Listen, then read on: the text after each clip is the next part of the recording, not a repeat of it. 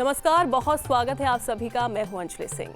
मकर संक्रांति इस बार 15 जनवरी को मनाई जाने वाली है और इसको लेकर तमाम तरीके के उत्साह भी लोगों में देखने को मिलता है। और साथ ही अगर हम बात करें, चूंकि मकर संक्रांति सूर्य उपासना का पर्व है और धनु राशि से निकलकर सूर्य मकर राशि में प्रवेश करते हैं, इसीलिए मकर संक्रांति को जाना जाता है। चूंकि तमाम योग इस बार इस मकर संक्रांति के अवसर पर बन रहे हैं, कौन कौन से वो शुभ योग हैं, उन्हीं के बारे में आज हम चर्चा करेंगे। हमारे साथ स्टूडियो में ज्योतिष आचार्य राज मिश्रा जी मौजूद हैं। राज मिश्रा जी, बहुत स्वागत है आपका। धन्यवाद अंजलि जी आपका। तो चलिए हम बातचीत कर लेते हैं, कौन कौन से शुभ योग इस बार बन रहे हैं, क्यों आखिरकार मकर संक्रांति मनाई जाती है। मैं चाहती हूँ कि एक बार आप बताइए विस्तार से। सबसे पहले तो अंजलि जी, आपके साथ साथ हमारे जो सभी न्यूज नेशन के दर्शक हैं, आप सभी को बहुत सारी हार्दिक शुभकामनाएं मकर संक्रांति की। और मैं धन्यवाद करता हूं न्यूज नेशन की पूरी टीम को, जो इतनी सुंदर सुंदर जानकारियां हम सभी को घर बैठे प्राप्त हो जाती हैं। जनरली ऐसी चीज़ों को जानने के लिए हमें किसी को फ़ोन करना पड़ता था, किसी मंदिर में जाना पड़ता था। कई बार अच्छी जानकारी मिल जाती थी, कई बार सटीक जानकारी नहीं मिल पाती थी। लेकिन मैं धन्यवाद करता हूं न्यूज नेशन की पूरी टीम को, जो हम सभी को इतनी महत्वपूर्ण जो जानकारी है प्राप्त करा रहे हैं, और वो भी घर बैठे हुए।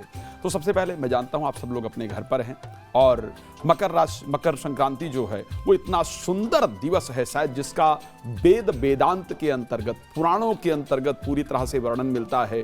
श्री रामचरितमानस के अंतर्गत जिसका बहुत सुंदर वर्णन मिलता है, उस पर हम चर्चा करें। लेकिन सबसे पहले मैं चाहूंगा कि आप सभी लोग अपने घर में बैठ करके और भगवान सूर्य का स्मरण करते हुए मेरे साथ एक बार हाथ जोड़ करके भगवान सूर्य का ध्यान करें और उनसे प्रार्थना करें कि हे प्रभु, आपकी चमक की तरह हमारा जीवन चमकता रहे, हमारे जीवन में प्रसन्नता भरी रहे। बस यही कृपा प्रदान कीजिए, यही कामना करते हुए एक बार श्रद्धा से हाथ जोड़ करके सूर्य भगवान को स्मरण करते हैं और फिर आज मकर संक्रांति पर यह सुंदर चर्चा, सुंदर जानकारी आप सभी को देने का प्रयास करते हैं। ओम हे सूर्यो सहस्रेशो तेजो राशे जगत्पते अनुकंपमये मयां देवा गृहाणरघं दिवाकरः सूर्य भगवान की जय। आप सभी को मकर संक्रांति की हार्दिक शुभकामनाएं। तो अंजलि जी, अगर हम मकर संक्रांति को लेकर के बात करते हैं, इस बार सबसे पहले जैसा कि मकर संक्रांति पर शायद ऐसा 77 ईयर 77 साल बाद इस प्रकार का संयोग बन रहा है, जो शायद मकर संक्रांति पर हमको बहुत कम देखने को प्राप्त होता है। आखिर वो संयोग है क्या? आप जानते हैं, रवि योग बन रहा है मकर संक्रांति पर।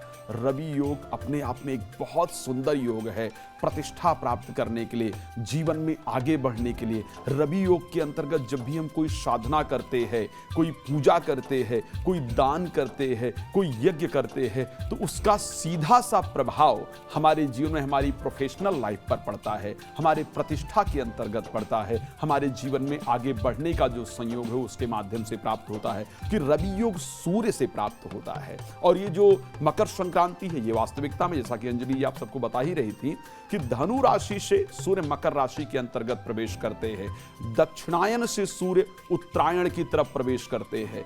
तो मकर संक्रांति पर रवि योग का बन जाना, मकर संक्रांति पर वरयान योग का बन जाना, मकर संक्रांति पर उसके साथ देखा जाए सोमवार को मकर संक्रांति होना, सो ये जो सारे सद्भिषा नक्षत्र का होना, ये सारे संयोग साधारण नहीं है। इस बार जैसा कि आप सभी लोग जानते हैं कि भगवान राम का अवध में वो सुंदर प्राण प्रतिष्ठा हो रही है, अवध में राम आए हैं। तो इस प्रकार जो त्योहार भी इस बार पड़ रहे हैं, वो पूरे सुंदर संयोग के साथ पड़ रहे हैं। सो इस बार के जो संयोग मकर संक्रांति पर हैं, वो बहुत शानदार हैं। इस बार पूजन करने से, यज्ञ करने से, साधना करने से, दान करने से बहुत सारे सुंदर लाभ आपको जीवन के अंतर्गत प्राप्त होने वाले हैं। जो सफलता प्राप्त होनी चाहिए, जो दान का वास्तविक फल प्राप्त होना चाहिए, वो वास्तविकता में प्राप्त होने वाला है। मकर संक्रांति साधारण त्योहार नहीं है, इसको ध्यान रखिएगा। मकर संक्रांति को लेकर के श्री रामचरितमानस के अंतर्गत बड़ा सुंदर वर्णन मिलता है कि माघ मकर गति जब रवि होई और तीरथ पति आव सब कोई, देव दनुज किन्नर नर श्रेणी और सादर मज्जहि सकल त्रिवेणी। ये साधारण दिन नहीं है, ऐसा मत सोच लीजिए कि हम ही लोग इसको मनाते हैं। खैर जनरली आजकल हम लोग अपने त्योहारों को नहीं मनाते हैं, हमने अपने त्योहारों को धीरे धीरे मनाना बंद कर दिया है। आजकल हम अपने बच्चों में, अपने परिवार में वो संस्कार नहीं दे पा रहे हैं जिसकी वास्तविक आवश्यकता है।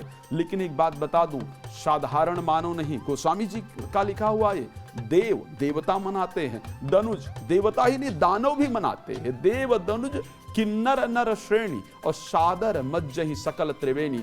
सब लोग आकर के प्रयाग में स्नान करते हैं, इस प्रकार का वर्णन है। और ये वो दिन है जिस दिन भरद्वाज और ऋषि याज्ञवल्क्य जी के बीच में राम जी के चरित्र का वर्णन हुआ, राम कथा की शुरुआत हुई। ये वो दिवस है जिस दिन भगवान शंकर कैलाश से नीचे आते हैं कुंभज ऋषि के पास भगवान राम के चरित्र को सुनने के लिए। एक बार त्रेता युग माही शंभु गए कुंभज ऋषि पाही। तो उस दिन भगवान शंकर आते हैं। ये वो दिन है, बात ध्यान रखिए, जिस दिन का इंतजार पितामह भीष्म अपने प्राण को त्यागने के लिए करते हैं। उनको इच्छा मृत्यु का वरदान प्राप्त था और जब सूर्य दक्षिणायन होता है उस समय पर उनको अर्जुन द्वारा बाण मारा जाता है और वो कहते हैं नहीं, मुझे इच्छा मृत्यु का वरदान प्राप्त है, मैं अपने शरीर की पीड़ाओं को सह लूंगा, लेकिन सूर्य उत्तरायण होगा तब मैं अपने प्राण को त्यागूंगा, क्योंकि ऐसा कहा जाता है कि सूर्य उत्तरायण होने पर मोक्ष की प्राप्ति होती है। तो अंजलि जी, अगर इस दिन के बारे में चर्चा की जाए, शायद बहुत सुंदर दिन है और आज हम इस पर चर्चा कर रहे हैं। जो लोग इस चर्चा को श्रवण भी करेंगे उनको बड़ा सुंदर लाभ प्राप्त होगा। बिल्कुल सही कहा आपने। और चूंकि आपने ये बता दिया कि आखिरकार कौन कौन से योग इसमें बन रहे हैं और शुभ योग बन रहे हैं, ये जानकर भी आप सभी दर्शकों को खुशी हुई होगी। लेकिन कौन कौन सी ऐसी राशि हैं, किन किन ऐसी राशियों के बारे में अगर हम बात करें तो क्या आखिरकार प्रभाव उन राशियों पर पड़ने वाला है? सो अंजलि जी, अगर हम बात करें इस त्योहार का, इस पर्व का, तो सूर्य ग्रहों के राजा माने जाते हैं, किंग ऑफ प्लैनेट माने जाते हैं। सूर्य का जब भी परिवर्तन होता है तो सभी राशियां निश्चित रूप से प्रभावित होती ही होती हैं, इसमें कोई दो राय नहीं है। अगर हम मकर संक्रांति के प्रभाव को लेकर के बात करें तो स्पेशली जो राशियां अग्नि तत्व है, चाहे वो मेष राशि की बात की जाए, चाहे वो सिंह राशि की बात की जाए और चाहे वो धनु राशि की बात की जाए, स्पेशली जो ये तीन राशियां जो कि अग्नि तत्व राशियां हैं, इन सभी के प्रोफेशनल लाइफ के अंतर्गत बहुत सुंदर बदलाव आएगा। इनके अंदर एक डिफरेंट ऊर्जा का संचार होगा, बिकॉज सूर्य उत्तरायण हो रहे हैं तो एक अलग प्रकार की जो ऊर्जा है उसका संचार होगा और शरीर के अंदर यदि रोग इत्यादि हैं उससे निवृत्ति मिलेगी, मानसिक अशांति दूर होगी, कॉन्फिडेंस लेवल बढ़ेगा। बट करना साथ में क्या चाहिए आपको दान जरूर करना चाहिए। अच्छा, दान क्या करना चाहिए? बना हुआ कुछ, या तो गर्मा गर्म कुछ भी बना करके, आप हलवा बना करके, जैसे खिचड़ी का दान जनरली आप जानते हैं उत्तर भारत इत्यादि के अंतर्गत तो खिचड़ी के नाम से मनाया जाता है, तो खिचड़ी बना करके दान करना, उसमें काले उड़द डाल करके खिचड़ी बनाना और दान करना, यह भी फायदेमंद होगा। बट आपके आत्मविश्वास इत्यादि में सुंदर वृद्धि होने वाली है। बात करें अगर वृष, कन्या और मकर का, जिनको कि पृथ्वी तत्व राशि के रूप में माना जाता है, ऐसी परिस्थिति के अंतर्गत आपकी व्यापारिक दृष्टिकोण से, वैसे भी ये जो मकर संक्रांति है, सोमवार को जब भी मकर संक्रांति पड़ती है, ध्वांशी उसका नाम दिया जाता है, हर संक्रांति का अपना एक नाम होता है, तो व्यापारी जगत के लिए बड़ी फायदेमंद होती है। वृष, कन्या, मकर के लिए स्पेशली अगर व्यापार की दृष्टि से देखा जाए तो एक अच्छा लाभ प्राप्त होगा और उसके साथ सूर्य परिवर्तन से संतान से संबंधित अच्छे समाचार प्राप्त होंगे। लाइक अगर आपका बच्चा पढ़ नहीं रहा है या बात नहीं मान रहा है या वो अच्छे संस्कार नहीं प्राप्त कर पा रहा है या संतान होने में प्रॉब्लम है, तो ये सारी परिस्थितियां दूर होगी और संतान प्राप्ति का सुंदर संयोग बनेगा। लेकिन साथ में आपको एक काम जरूर करना है, वस्त्र जरूर दान करना है। छोटा वस्त्र, बड़ा वस्त्र, जो भी आपकी श्रद्धा हो, और जितने भी लोगों को दान करने की श्रद्धा हो, लेकिन वस्त्र दान करने का जरूर प्रयास करना चाहिए। मिथुन, तुला और कुंभ की अगर हम बात करते हैं, ये वायु तत्व राशियां हैं। वायु तत्व राशि के लिए ये परिवर्तन सबसे पहले विदेश यात्रा कराने वाला होगा, यानी स्थान परिवर्तन कराने वाला होगा। एजुकेशन में एक अच्छे रिजल्ट को प्रदान कराने वाला होगा। साथ में प्रॉपर्टी से रिलेटेड जो विवाद चल रहे हैं वो दूर कराने वाला होगा। लेकिन आपको दान क्या करना है, क्या ध्यान रखना है? इस दिन हम सब लोग दान करते हैं और हमको जरूर करना चाहिए। कोई भी तिल मिश्रित मिष्ठान, कोई भी तिल से बनी हुई मिठाई उठा करके श्रद्धा पूर्वक जरूर दान करना है। हल्दी का तिलक मस्तक पर जरूर लगाना है। पीत या हरित का नियम है, मैं अध्ययन कर रहा था मुहूर्त चिंतामणि के अंतर्गत, तो पीत या हरित चीजें यानी हरा वस्त्र पहनना चाहिए, पीला तिलक लगाना चाहिए, ये बड़ा फायदेमंद होता है। कर्क, वृश्चिक और मीन चारों जल तत्व राशियां हैं, उत्तर दिशा की राशि है। इनके लिए जो ये परिवर्तन विशेष रूप से आने वाला है, विवाह से संबंधित रुके हुए कार्य ठीक होंगे, विवाह में वैवाहिक जीवन में प्रॉब्लम चल रही है तो दूर होगी, जीवन साथी के साथ प्रेम बनेगा, जीवन साथी के जीवन में चल रही प्रॉब्लम भी यहां पर दूर होगी। लेकिन आपको क्या करना है, एक तो आपको नहाने के पानी, भाई तीर्थ क्षेत्र में जाकर स्नान कर सकते हैं, अच्छी बात है, स्नान करें तो जल में ही, ठंड बहुत है लेकिन फिर भी जल में खड़े होकर के 108 बार गायत्री मंत्र का प्रयोग करें। इसको श्री कृष्ण चंद्रायण प्रयोग कहा जाता है, ये बहुत ही लाभप्रद है। नहीं कर पाते हैं, घर में नहाने के पानी में गंगा जल डाल करके स्नान कीजिए, फिर बैठकर बहुत श्रद्धा से 5 मिनट गायत्री मंत्र का जप कीजिए। आप देखिएगा इससे डिप्रेशन इत्यादि की यदि प्रॉब्लम है तो दूर हो जाएगी और डिसीजन लेने की जो शक्ति है वो बढ़ जाएगी।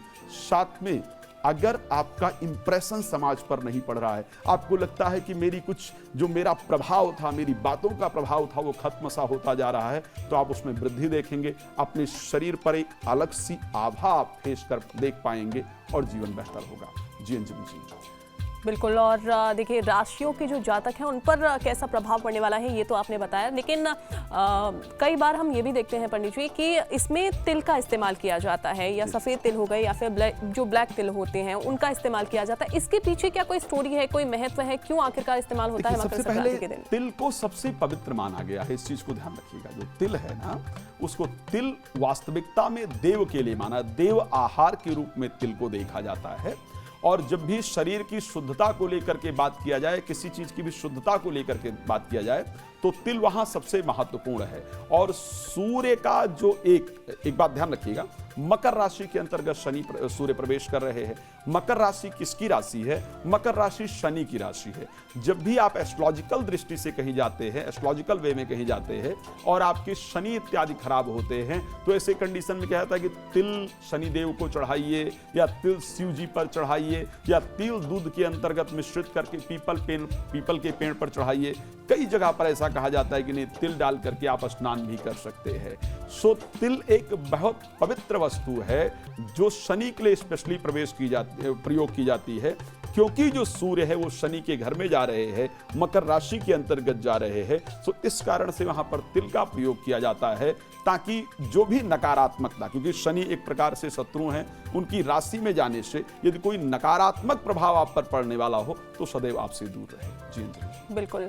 और अगर आपके मन में भी ये सवाल उठ रहा होगा कि आखिरकार क्यों तिल का इस्तेमाल मकर संक्रांति के दिन किया जाता है, तो पंडित जी ने आपको बता दिया। अब हम जान लेते हैं पंडित जी कि चूंकि जो हमारे दर्शक हैं वो ये भी जानना चाह रहे होंगे कि आखिरकार कौन कौन से ऐसे काम हैं जो मकर संक्रांति के दिन करने चाहिए और कौन से काम नहीं करने चाहिए जिसका गलत असर ना पड़ सके। देखिए, सबसे पहले कौन कौन से कार्य करने चाहिए, भाई ये बड़ा महत्वपूर्ण है। कुछ ऐसे ऑस्पिशियस डेज होते हैं, कुछ ऐसे सुंदर दिन होते हैं जिस दिवस को हम अपने आप को परमात्मा से कनेक्ट कर सकते हैं।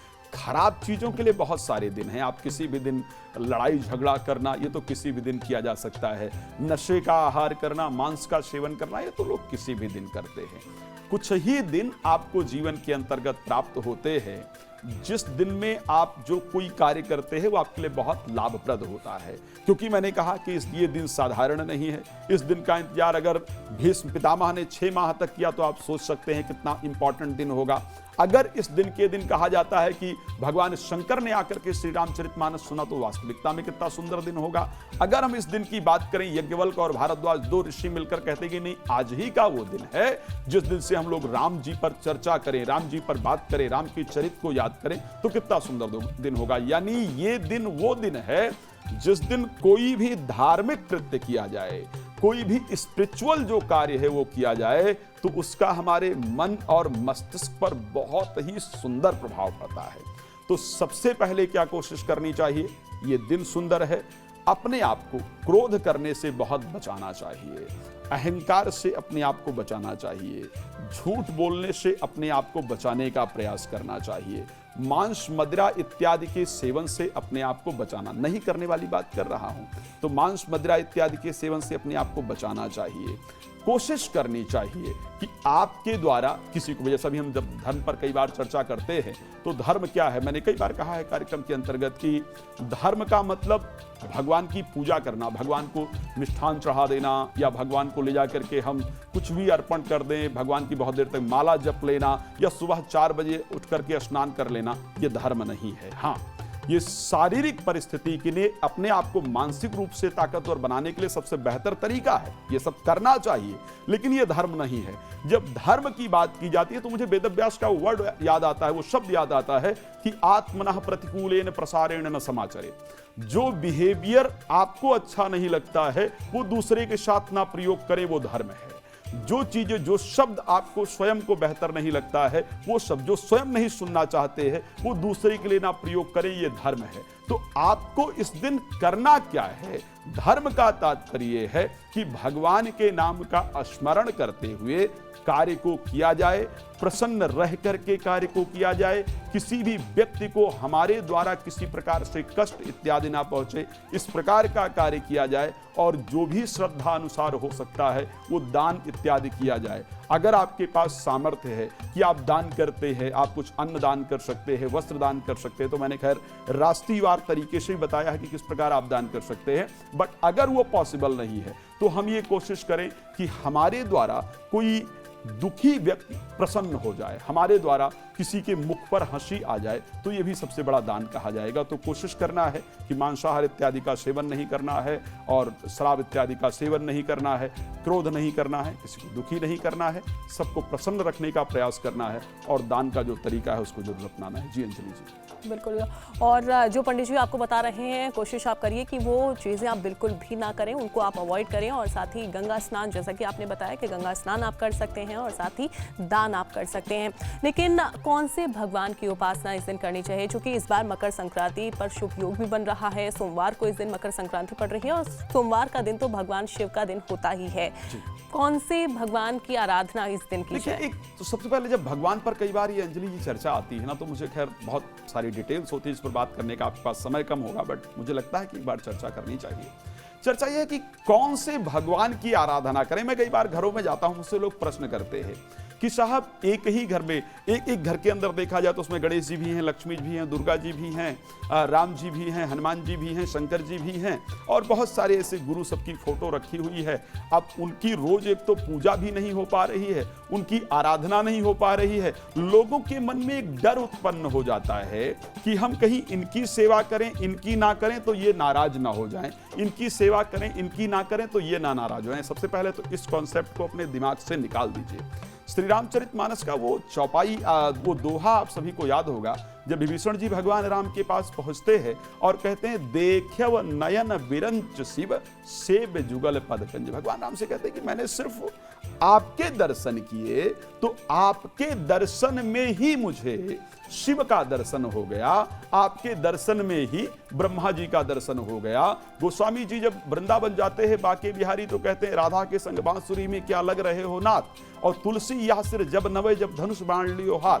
सो ऐसी परिस्थिति के अंतर्गत वैसे तो ये जो दिवस है वो सूर्य आराधना का पर्व माना जाता है। सूर्य की आराधना इस दिन करना फायदेमंद है। आप सूर्य को ताम्र के पात्र में रोली डाल करके, ताम्र के पात्र के अंतर्गत थोड़ा तिल डाल करके, गंगा जल डाल करके, साधारण जल लेकर के पूर्व की तरफ मुख करके श्रद्धा पूर्वक जल देते हैं। साधारण अगर मंत्र बोल देते हैं घृण सूर्याय नमः, तो इस मंत्र का श्रद्धा से जप करते हुए और सूर्य को जल देते हैं, ये बहुत फायदेमंद होता है। लेकिन मान लिया जाए कि अगर ऐसी परिस्थिति है कि आपको सूर्य देवता नजर नहीं आते हैं, आपके घर के आसपास आपका घर इस प्रकार की परिस्थिति में है कि जहां से आपका जल देना संभव नहीं है, सूर्य आराधना कर पाना संभव नहीं है, तो अपने घर में बैठ करके जिनको भी आप इष्ट मानते हैं, जो आपके सबसे प्रिय भगवान हैं, उनकी श्रद्धा से आराधना कर लीजिए। उनकी आराधना से आपकी आराधना भगवान सूर्य तक पहुंच जाती है। जी अंजलि जी। बिल्कुल, और बहुत ही सुंदर तरीके से पंडित जी ने आपको बताया कि आखिरकार संक्रांति का महत्व क्या-क्या है और इस दिन आपको क्या करना चाहिए, क्या नहीं करना चाहिए। और ख़ास तौर पर चूँकि मकर संक्रांति पर दान करने का विशेष महत्व माना जाता है, तो कोशिश करिए कि दान ज़रूर करिए और जो ज़रूरतमंद हैं उनको भी लाभ मिल सके और साथ ही आपका भी जीवन सुख समृद्धि से भर जाए। बहुत-बहुत शुक्रिया आपका पंडित जी। धन्यवाद।